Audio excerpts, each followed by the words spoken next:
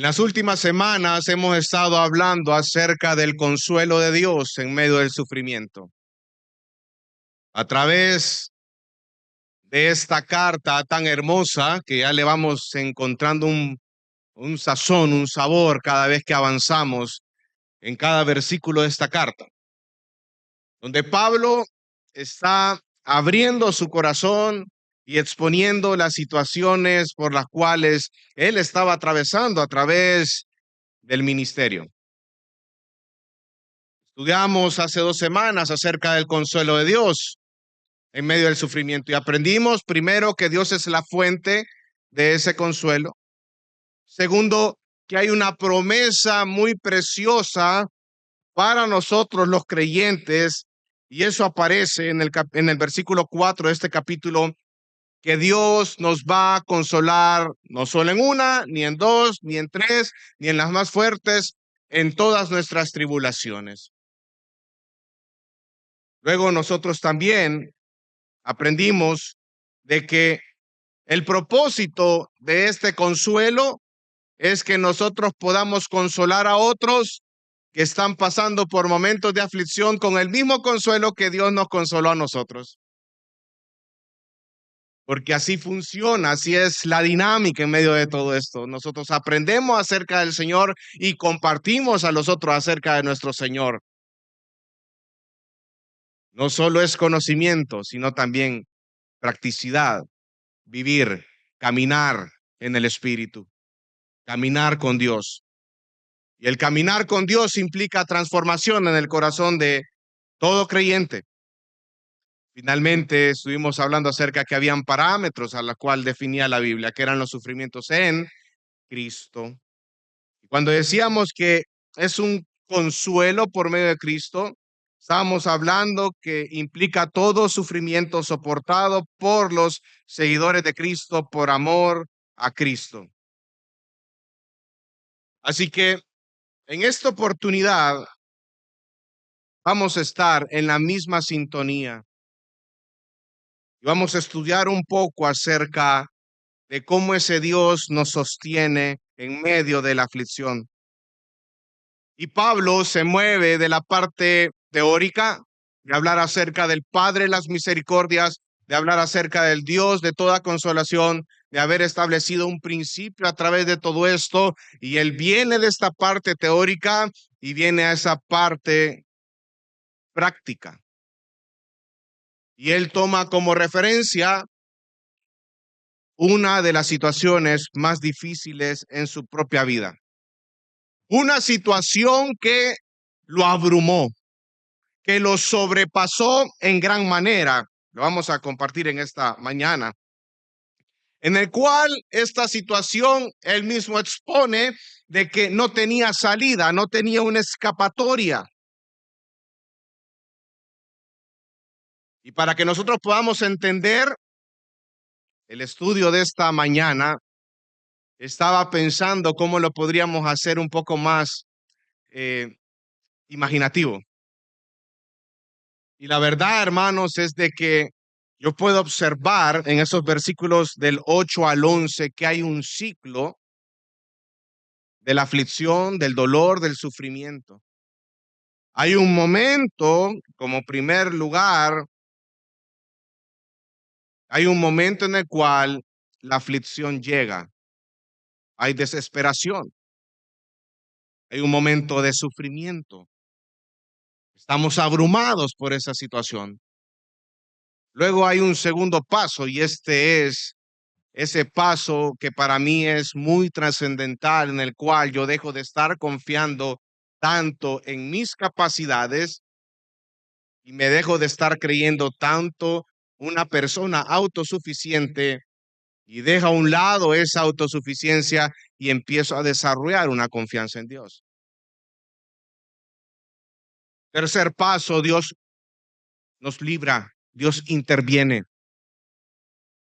Cuarto paso, hay un agradecimiento. Entonces, eso es lo que vamos a estar estudiando en la mañana de hoy. Ese ciclo de esa aflicción y cómo Dios, a través de todos esos pasos, Él siempre nos sostiene. Él siempre nos sustenta. Lo acabamos de cantar hace unos minutos. Él es nuestra roca, firme y fuerte. Yo estaré confiando en Él. Él es nuestra esperanza en medio de todo esto. Así que vamos al primer paso. El primer punto de esta mañana es cuando la aflicción llega. Cuando la aflicción llega y toca la puerta de tu casa. Mira el versículo 8. Dice, porque no queremos que ignoren, hermanos, acerca de nuestra aflicción sufrida en Asia. Ustedes se fijan cómo inicia el versículo 8, Pablo diciendo, porque. Y ese porque nos une lo que él ha venido desarrollando anteriormente con lo nuevo. Él viene después de haber puesto esa parte teórica, después de haber hablado del Padre de las Misericordias.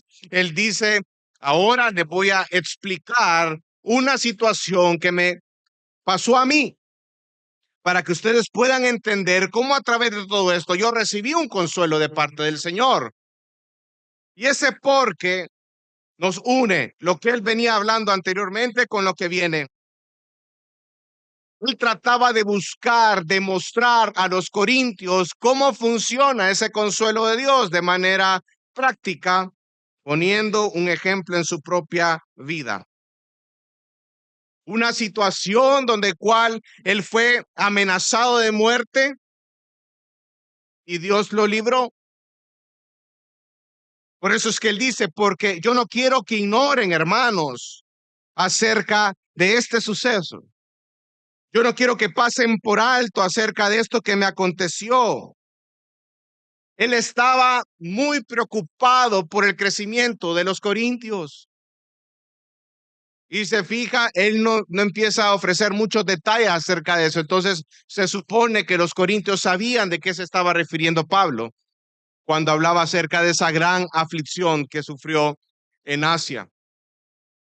Pero él estaba preocupado, él quería ofrecer de una manera práctica como ese consuelo de Dios. La verdad es que es una promesa y la verdad es que él mismo pone un ejemplo de su propia vida, donde él fue amenazado que lo iban a matar si él seguía con lo que seguía. Entonces él quería que los corintios que tengan una información correcta acerca de las cosas. Quería que ellos digirieran eso que acaba de hablar acerca del consuelo de Dios. Y esa es la preocupación de Pablo, que ellos entiendan, porque ellos estaban pasando o iban a pasar por una situación similar de aflicción, de sufrimiento, de dolor. Y Dios en su gracia lo plasmó en su palabra para que nosotros ahora podamos aprender de ello y podamos estudiar acerca de ello. Él siempre trae a luz el hecho de que son parte de la misma familia de Cristo. Mire cómo dice en el versículo 8. No queremos que ignoren, hermanos. Pablo siempre traía a luz ese término, hermanos. Y usted lo puede ver en la primera carta a los Corintios, que a pesar de ser una iglesia problemática, él siempre les dice, hermanos. Porque para Pablo esto era muy trascendental y muy importante el recordar lo que somos en Cristo Jesús, que somos un solo cuerpo, estamos unidos en Cristo, somos hermanos en la fe, somos parte de la esposa del Cordero, somos parte de la misma comunidad. Es el mismo Dios, es el mismo Padre, el cual nos llamó de las tinieblas a la luz y en el cual nos ha puesto en una iglesia como gracia y verdad para poder crecer en comunidad. Somos hermanos. Para él era muy importante y es algo muy importante en el cual tú y yo debemos de considerarlo siempre, hermanos. No es una casualidad que yo estemos en este lugar sentados aprendiendo de su palabra. Es el Señor el que ha orquestado todo esto para que nosotros podamos disfrutar como hermanos de su palabra, de quién es Él. para poder crecer. Y ahora viene Pablo y miren lo que dice en el versículo 8. Dice, yo no quiero que ignoren, hermanos, acerca de nuestra aflicción sufrida en Asia. Algunos creen que Pablo se estaba refiriendo al hecho de ser azotado. Más adelante, él menciona que fue azotado 40 menos 1, 39 veces azotado. En 5 ocasiones dice que fue azotado. ¿Te imaginas eso, hermano? Ya le han dado un cinchazo a usted en la espalda. Por amor, vean. Amén, dice el hermano allá.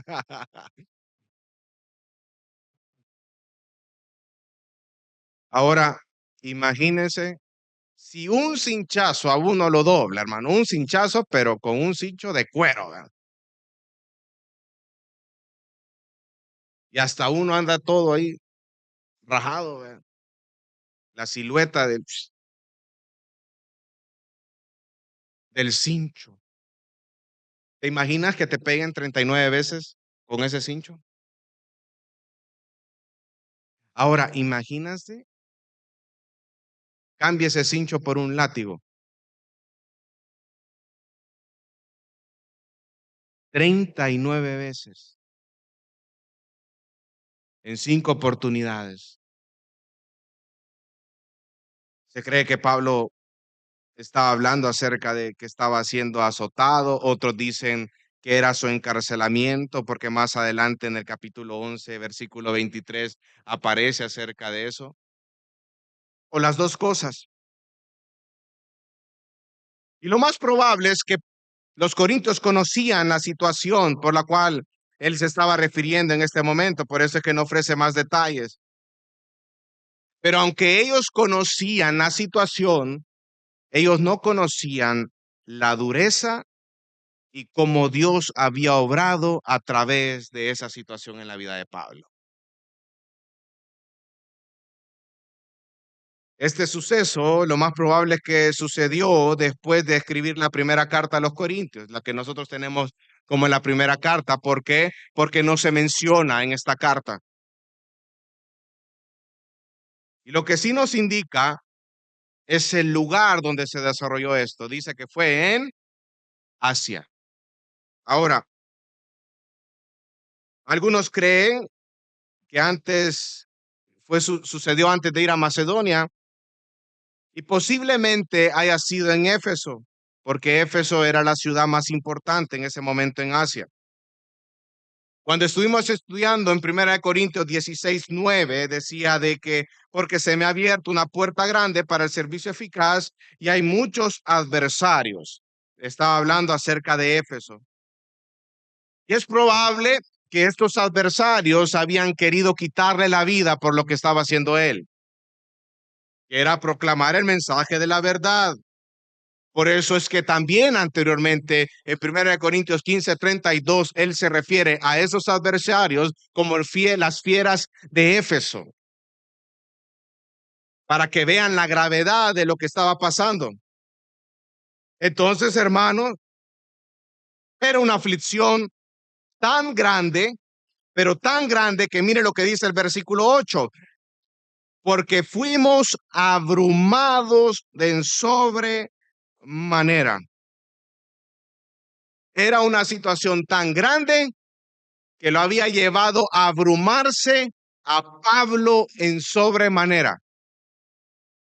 Ojo, estamos hablando de una persona que había sido apedreada, una persona que había sido encarcelada, una persona que había sido azotada.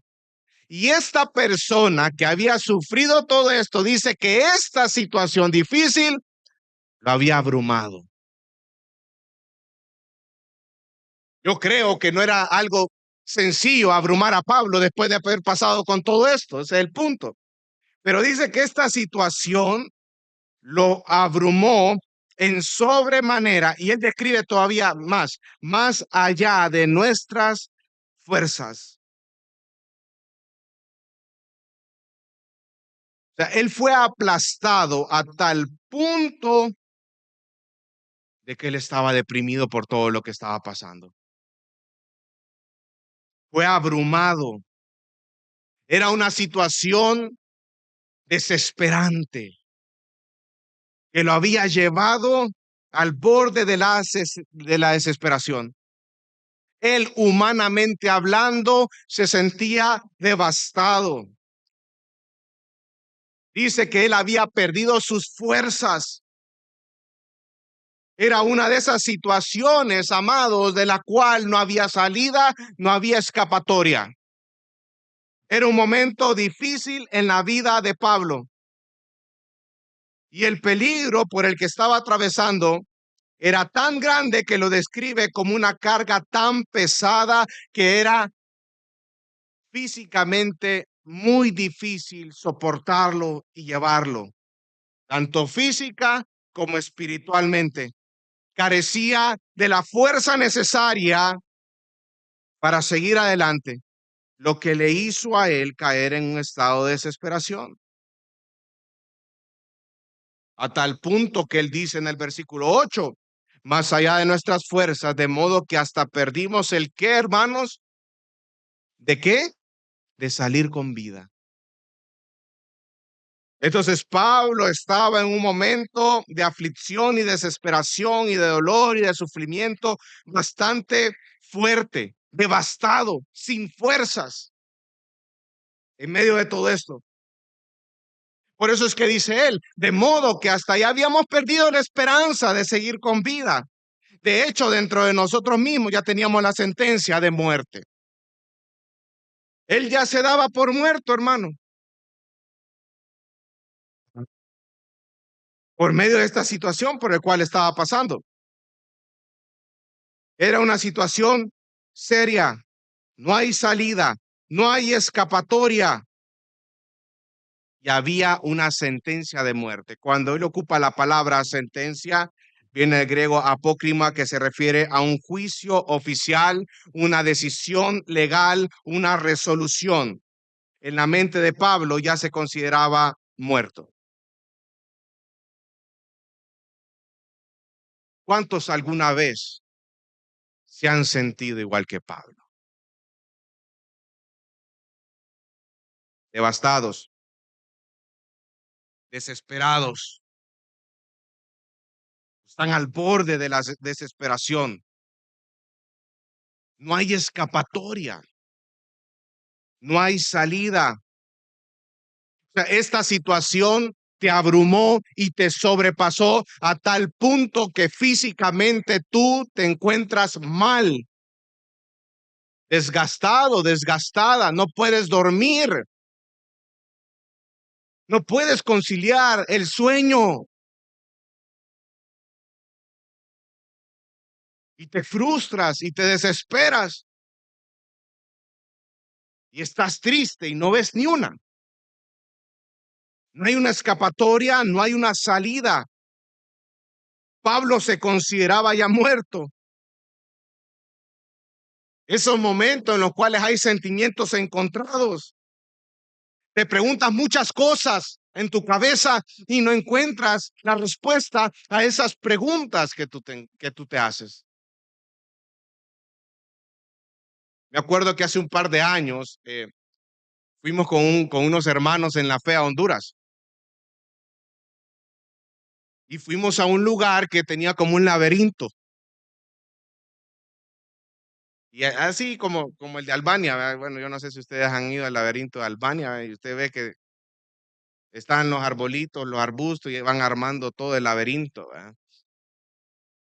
Entonces, con cuatro hermanos, nosotros decidimos, bueno, nos vamos a ir a meter al laberinto, ¿verdad? Hubo algunos que no quisieron, ¿verdad? Que nos fuimos porque eran como las 1 de la tarde cuando andábamos ahí, hermano. Andábamos bien deseosos de entrar al laberinto. Y me recuerdo que cuando entramos nos dijeron, vaya, esta es la entrada y la salida es por allá. Y empezamos a caminar con los hermanos.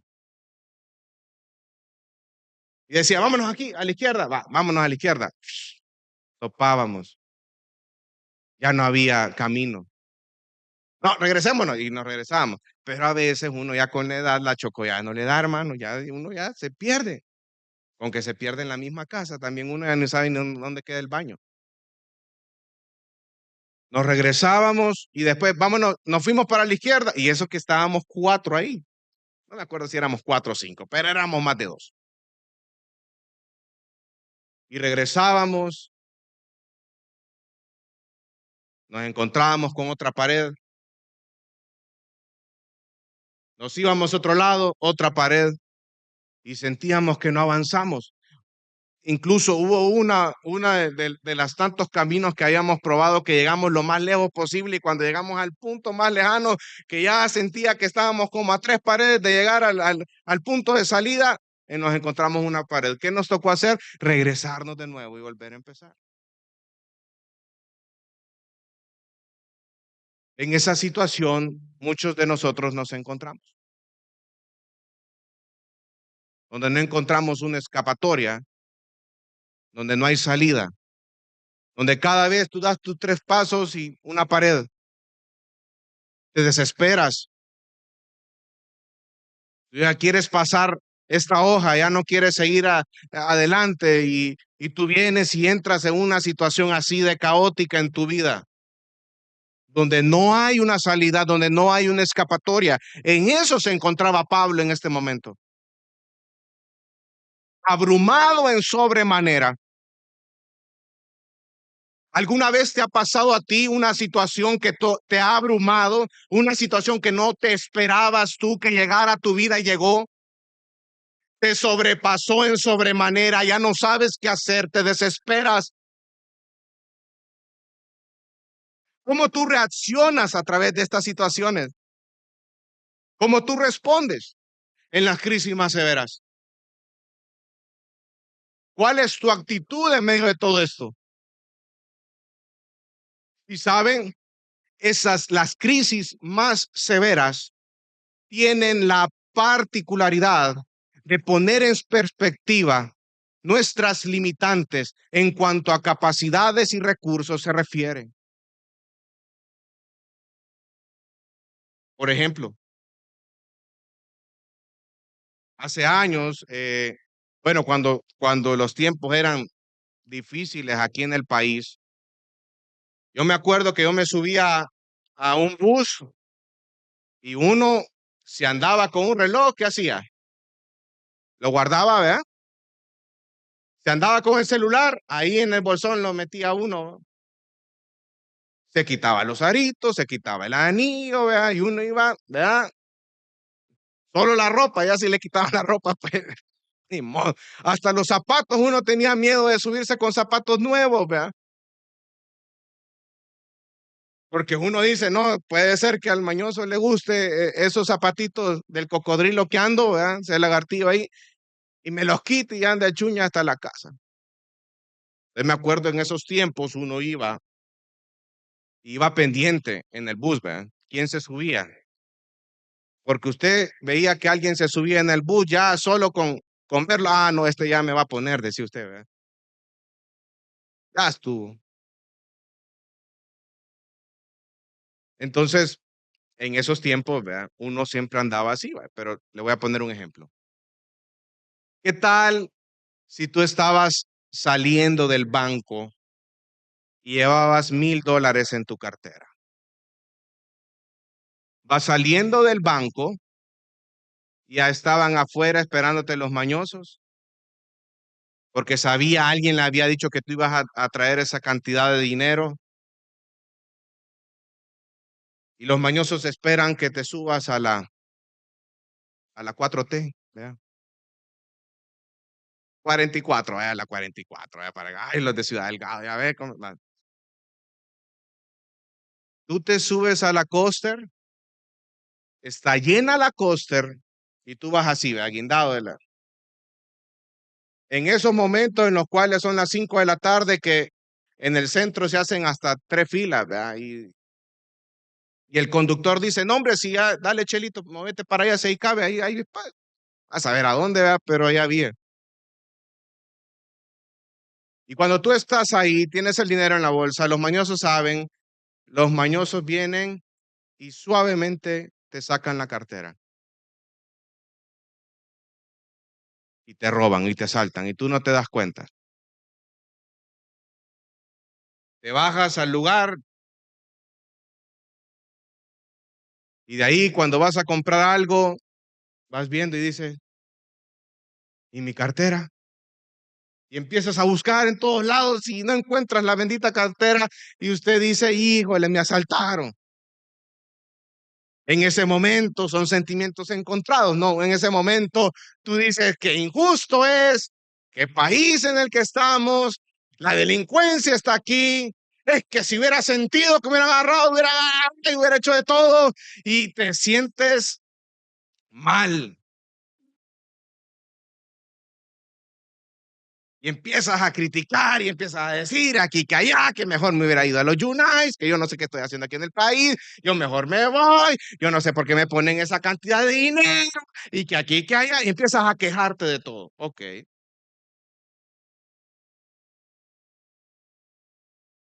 siempre la misma situación. Tú sales del banco, te subes al microbús, andas $1000 en la cartera, pero vienen los mañosos y te dicen en la próxima parada, tú te vas a bajar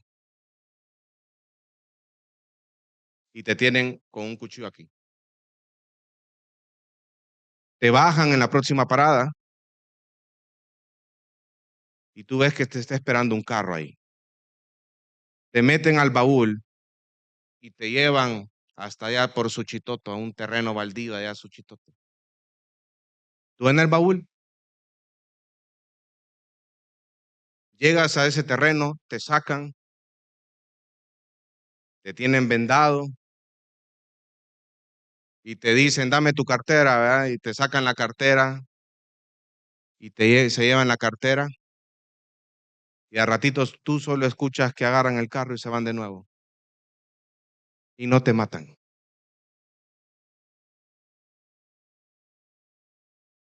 La situación es un robo siempre, pero ¿cuál es la diferencia entre una y la otra? Las crisis severas tienen la particularidad de poner en perspectiva lo limitado que somos nosotros en cuanto a recursos y capacidades. Porque tú en la segunda ocasión después que dijiste, gracias a Dios que estoy con vida, ¿verdad? Y a ti ni te interesan los $1000. A ti ni te interesa que se perdió el DUI, el NIT, todo, la cédula, ¿verdad? No te interesa eso. Tú le das gracias a Dios porque saliste con vida de esto, que tú ya considerabas que estabas muerto. Eso ocasiona las crisis severas en la vida del creyente.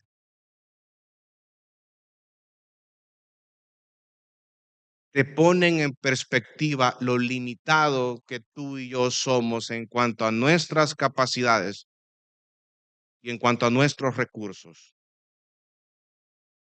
Y nos damos cuenta que somos débiles, somos limitados, somos incapaces.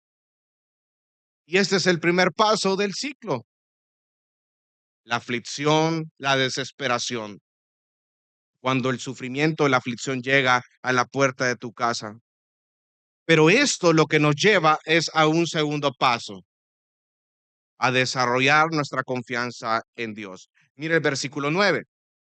Dice, de hecho, dentro de nosotros mismos ya teníamos la sentencia de muerte y después dice, a fin de que no confiáramos en quién,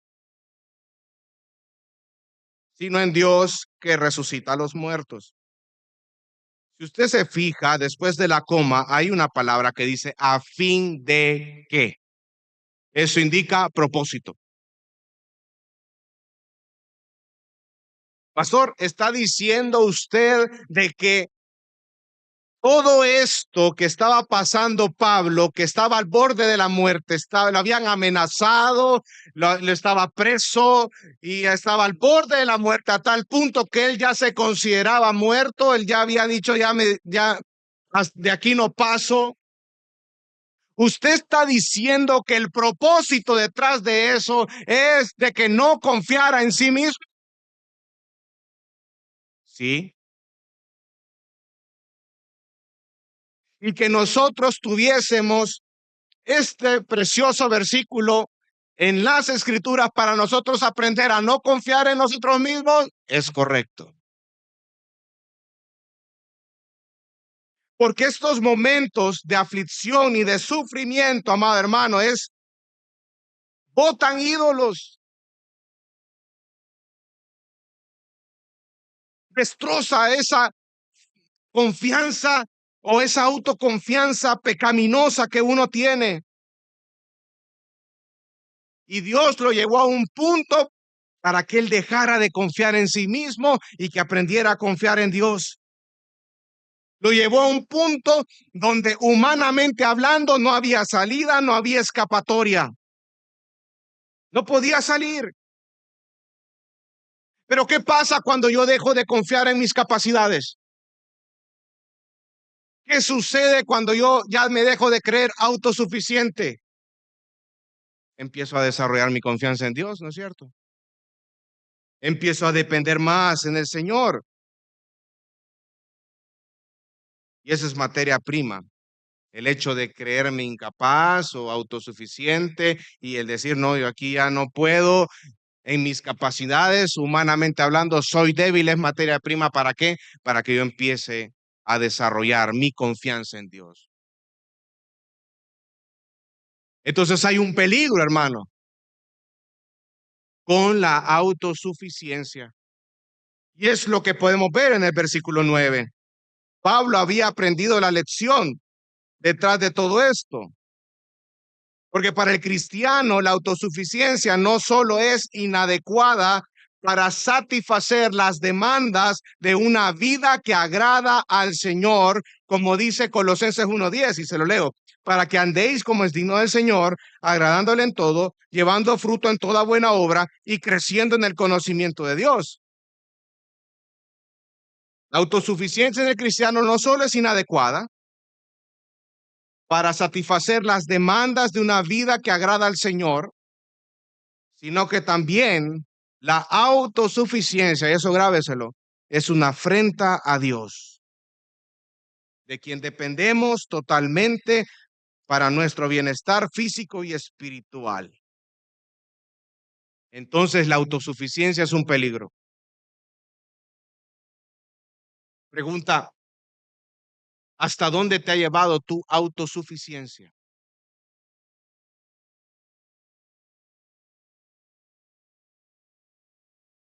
¿Sí o no que te ha llevado a situaciones muy difíciles, donde tus capacidades ya no pueden? Y el punto acá es aprender la lección, hermanos. Me encanta porque Pablo dice, miren, a fin de que ya no confiáramos en nosotros mismos, sino en Dios.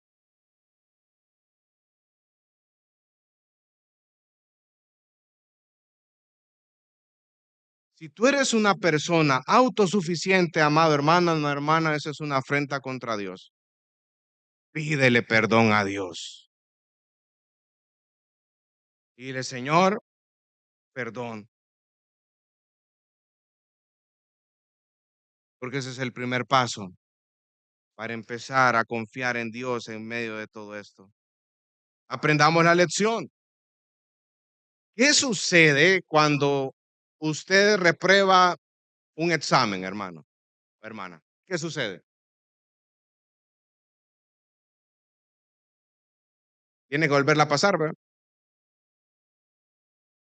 Hace un par de semanas yo tenía que hacer unos cursos eh, de parte de la empresa. Miren, eran video tras video tras video y eran como unos 10 cursos que tenía que pasar, hermano. O sea,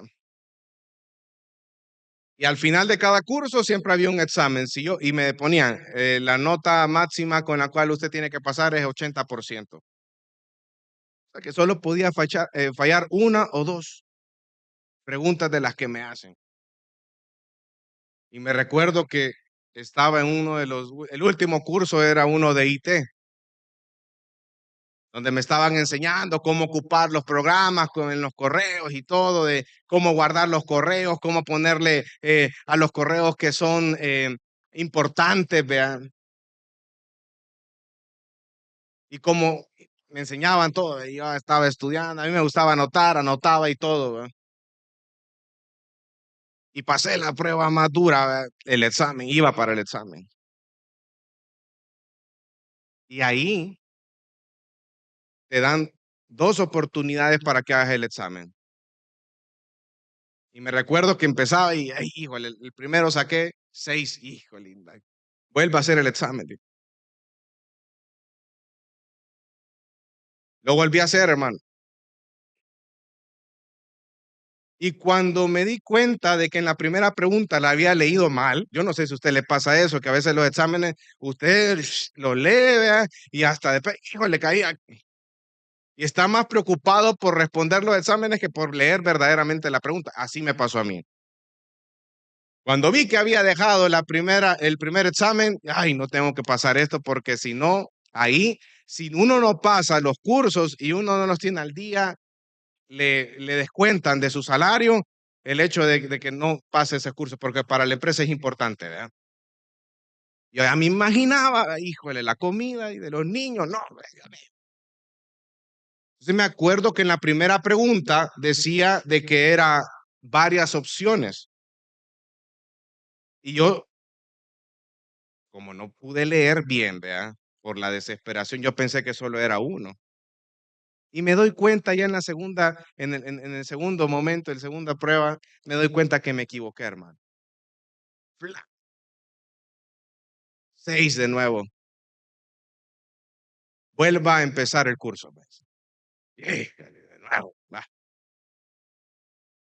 Así pasa con nosotros también. Hay situaciones en nuestra vida las cuales nuestra autosuficiencia, nuestra soberbia, nuestro orgullo nos llevan hasta el límite. Hermano, si hay algo que hemos aprendido de todo esto, que en medio de ese dolor, en medio de esa prueba, el Señor está forjando el carácter de Cristo en ti.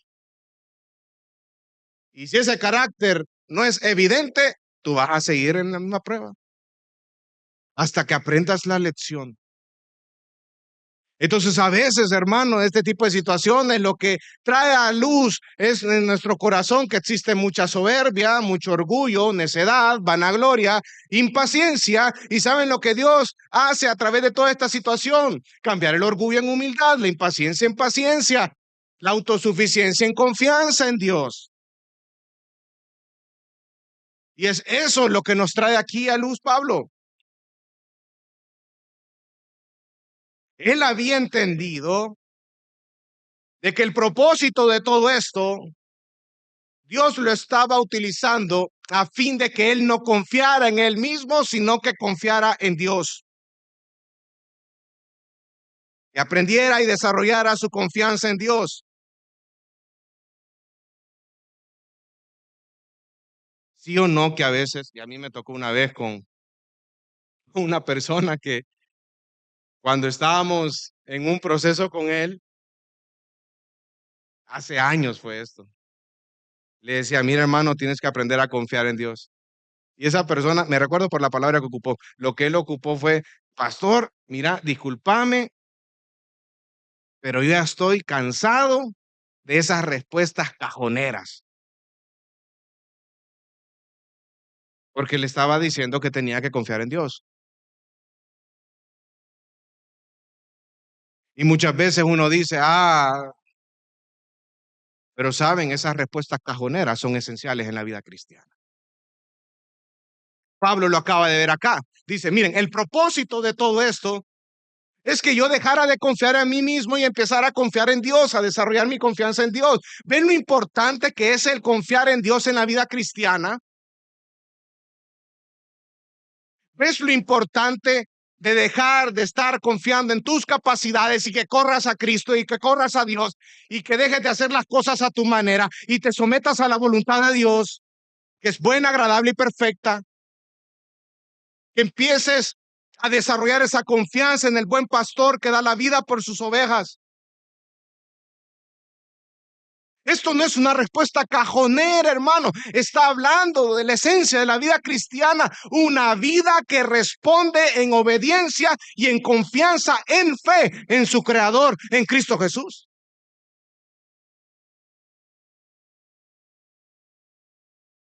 Y esta situación en la que tú te encuentras en este momento de aflicción, Dios lo ha traído para que dejes de estar confiando en ti y empieces a confiar más en Él. Ese es el punto aquí.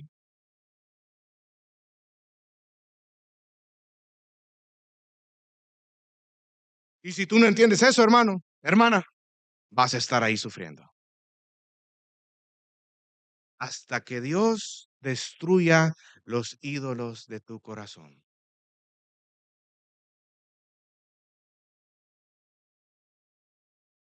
Es necesario confiar en Dios para andar con Dios. Ese es un principio esencial de la vida cristiana. Debes de reconocer que solo Dios tiene el poder de liberarte, porque las situaciones extremas de los hombres son oportunidades para Dios de manifestar su poder. Por eso es que el mismo Pablo, más adelante en el capítulo 12, versículo 9, dice, y él me ha dicho, te basta mi gracia, pues mi poder se perfecciona en la debilidad. Por tanto, muy gustosamente me gloriaré, más bien en mis debilidades, para que el poder de Cristo more en mí. ¿Pablo aprendió la lección? Sí. Y desarrolló mayor confianza en Dios. Porque esta situación, y usted se fija en el versículo 9, dice, a fin de que no confiáramos en nosotros mismos, sino en Dios que resucita a los muertos. Mire, Pablo dice, si me muero, el Señor me va a resucitar en los muertos. La confianza en Dios en medio de las circunstancias.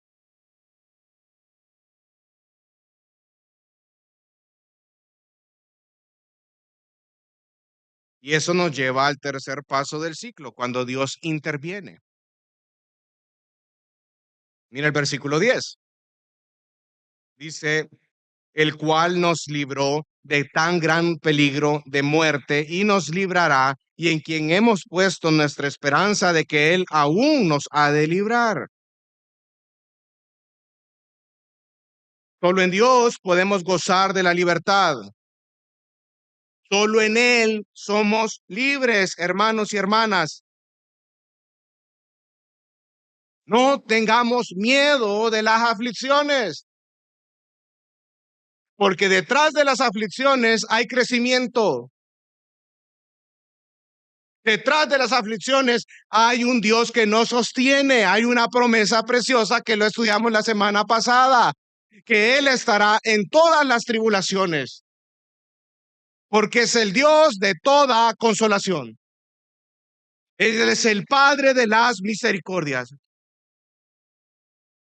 A veces nos resistimos, pero Dios es un buen pastor que con paciencia y ternura nos lleva a donde Él nos quiere llevar. Y nos lleva a ese momento en el cual nosotros hemos entendido la lección y actuamos. Miren cómo actuó en Pablo el consuelo de Dios, a darle fortaleza en medio de una amenaza de muerte. Y mira cómo responde Pablo, dice, el cual nos libró de tan gran peligro de muerte y nos librará. Nos libró y nos librará, presente y futuro. Dios siempre me consuela. A eso llevó el consuelo de Dios en la vida de Pablo. Fíjense cómo él habla acerca de la persona de Dios, como alguien que lo conoce, como alguien que ha intimado con Dios, como alguien que ha profundizado en la relación con Dios. Y eso hace la aflicción en la vida del cristiano. Toda la escoria que hay en nuestro corazón, toda la escoria que hay en nuestro ser, lo que hace la aflicción y el sufrimiento y la prueba es quemar todo eso poco a poco. Duele, claro que duele, hermano, duele mucho. Lloramos, pero es para nuestro bien. Es para nuestro bien. Porque todo ese pecado que está minando tu corazón te está destruyendo y tú no te has dado cuenta. Dice Romanos que la paga del pecado es muerte, mas la dádiva de Dios es vida eterna en Jesucristo. El pecado destruye, mata. Por eso es necesario las pruebas.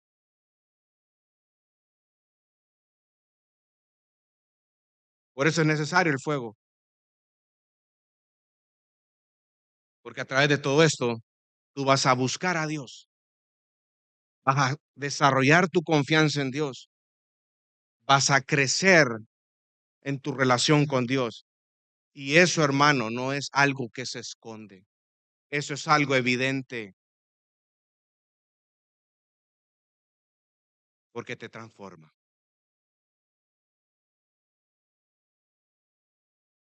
Cuanto más sufrimos como creyentes y más experimentamos el consuelo divino, más fuerte crece mi esperanza en Dios.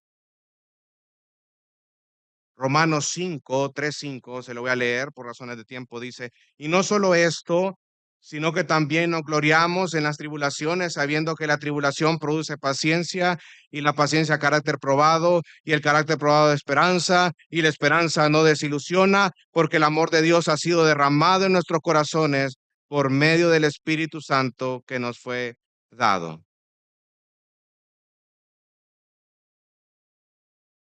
Es un Dios consolador, Padre de misericordias. Y Él está siempre, ese ayudador perfecto. Y siempre nos sostiene, hermano. Aflicción, hay un momento en el que desarrollamos la confianza en Dios, el momento en el que Dios interviene. Y vamos con el cuarto paso, agradecimiento. Versículo 11. Ustedes también cooperaron con nosotros con las oraciones, con la oración, dice, para que por muchas personas sean dadas gracias a favor nuestro por el don que nos ha sido impartido por medio de las oraciones de muchos. Hemos aprendido cómo Dios va haciendo la obra en el corazón del creyente en medio de la aflicción. Pero lo que empezó como un momento devastador, desolador en la vida de Pablo, ¿cómo culminó, hermanos? Con un agradecimiento, con gratitud, con acción de gracias a Dios y también a los hermanos en la fe. Pablo sabía que Dios lo iba a seguir consolando en el futuro, pero él hace un llamado a los corintios a participar en la obra de gracia divina, cooperando por medio de qué, hermanos? De la oración. Pablo es algo que él hace constantemente y que pida a los hermanos, oren por mí. Las oraciones de los santos son vitales en el ministerio y también en nuestra vida cristiana. Y esto es un llamado para nosotros como iglesia a interceder en oración con otros hermanos y hermanas en la fe. Y no es necesario que la otra persona lo sepa. Si lo sabe, pues está bien, pero no lo hacemos por ello. Lo hacemos para que en medio de ese momento de dolor, esa persona, ese hermano, esa hermana, confíe más en el Señor y que crezca en medio de todo esto y que vea lo importante que es Dios en su vida. Lo hacemos por el Señor. Pablo sabía muy bien acerca de las oraciones. Filipenses 1:19 dice, porque sé que esto resultará en mi liberación mediante vuestras oraciones y la suministración del Espíritu de Jesucristo. Si usted puede ver, existe un equilibrio entre el propósito soberano de Dios y las oraciones. Las oraciones son un medio en el cual Dios se manifiesta en el pueblo de Dios. Por eso la Biblia insta, nos manda a orar. Oren sin cesar, 1 Tesalonicenses 5:17. Dios obra por medio de las oraciones de sus hijos. Como dice el pastor John MacArthur, dice, en oración, la impotencia humana se arroja sola a los pies de la omnipotencia divina. Repito, en oración, la impotencia humana se arroja sola a los pies de la omnipotencia divina.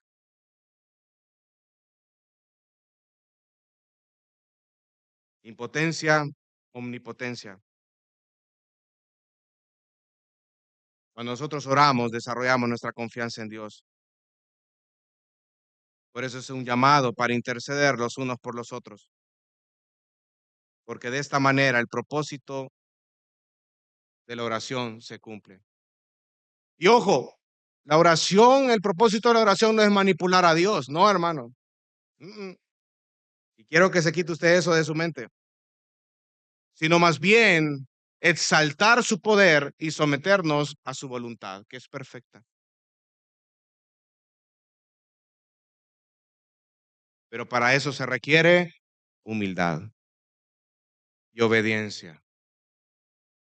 ¿Por qué, pastor? Porque yo quiero hacer las cosas a mi manera y por medio de la oración me doy cuenta que a mi manera ese problema se hace más grande. Yo necesito depender del Señor. Señor, hazlo a tu manera porque es buena. Y aunque el resultado no sea lo que a mí me parece, Señor, pero es tu voluntad. Yo lo recibo, yo lo acepto y yo confío en ti. Tú eres el Padre de las misericordias, el Dios de toda consolación.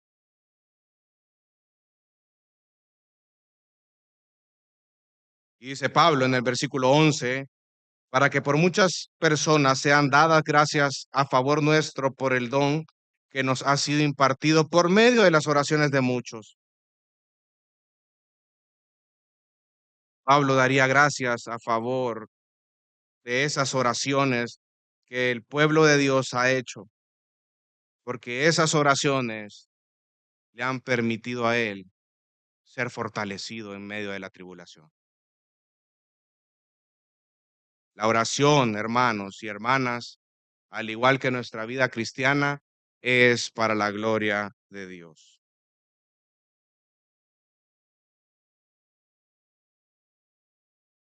Vamos a Lamentaciones capítulo 3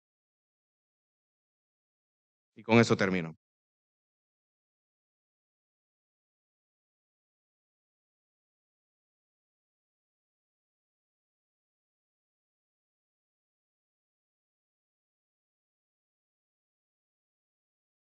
Hay un ciclo en medio de la aflicción. En primer momento es esa desesperación o cuando la aflicción llega. Segundo lugar, cuando empiezo a desarrollar mi confianza en Dios. Tercer lugar, cuando Dios interviene y nos libera. Cuarto lugar, agradecimiento.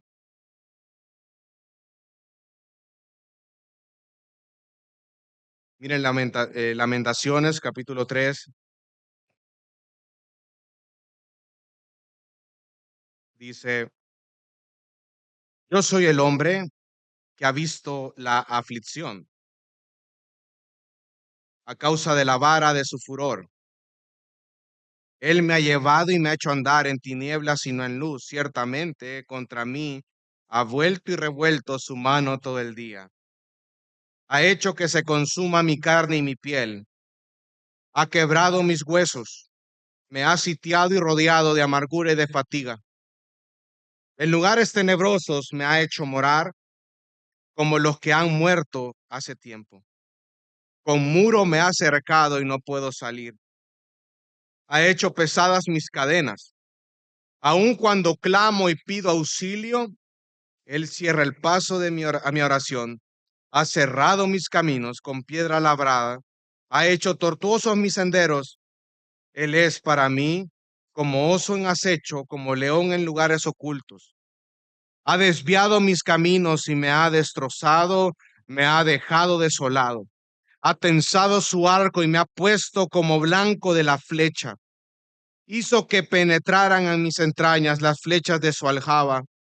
He venido a ser objeto de burla de todo mi pueblo. Su canción todo el día. Él me ha llenado de amargura, me ha embriagado con ajenjo, ha quebrado con guijarro mis dientes. Ha hecho que me revuelque en el polvo y mi alma ha sido privada de la paz. He olvidado la felicidad. Digo, pues, se me acabaron las fuerzas y mi esperanza que venía del Señor. Acuérdate de mi aflicción y de mi vagar, del ajenjo y de la amargura. Ciertamente mi alma lo recuerda y se abate mi alma dentro de mí. Esto traigo a mi corazón. Por esto tengo esperanza, ojo, que las misericordias del Señor jamás terminan, pues nunca fallan sus bondades. Son nuevas cada mañana. Grande es tu fidelidad. El Señor es mi porción, dice mi alma. Por tanto, ¿qué hace? En Él espero. Bueno es el Señor para los que en Él esperan. Para el alma, ¿qué hace? ¿Qué hace el alma? Lo busca. Bueno es esperar, pero hay que esperar ¿cómo? En silencio. La salvación del Señor, no quejumbrosos, no quejándonos. Es en silencio porque nuestra esperanza es el Señor. La salvación es el Señor. Bueno es para el hombre llevar el yugo en su juventud, que se siente solo y en silencio, ya que Él se lo ha impuesto, que ponga su boca en el polvo, quizá haya esperanza, que dé la mejilla al que lo hiere, que se sacie de oprobios. Pero mire qué bonito lo que dice el versículo 31. Porque el Señor, ¿qué? Para siempre. Y dice, antes bien, si aflige, también ¿qué? Según su gran misericordia. El Señor no aflige para siempre, hermano. También se compadece. Muestra su misericordia y su bondad en medio de la aflicción. Por tanto, en medio de la prueba, fortalece tu confianza en Dios y crece juntamente con el Señor día con día, porque en Jehová está la fortaleza de los siglos. Vamos a orar. Dios te bendiga. Realmente es un privilegio para nosotros que puedas escuchar el mensaje de la palabra de Dios. Esperamos que Dios obra en tu vida grandemente a partir de lo que puedas escuchar y aprender a través de este sermón. Sin embargo, creemos que solo este sermón es insuficiente y no debería de suplantar por ningún motivo tu asistencia a una iglesia local. La iglesia local es el medio por el cual Dios obra en la vida de su pueblo. Te motivamos a que busques una iglesia sana donde congregarte o puedas contactarte con nosotros en nuestras redes sociales para que nos puedas visitar. Será un gusto poder servirte y que podamos juntos adorar a Dios en comunión con sus redimidos mientras aprendemos de su palabra. Que el Señor te bendiga.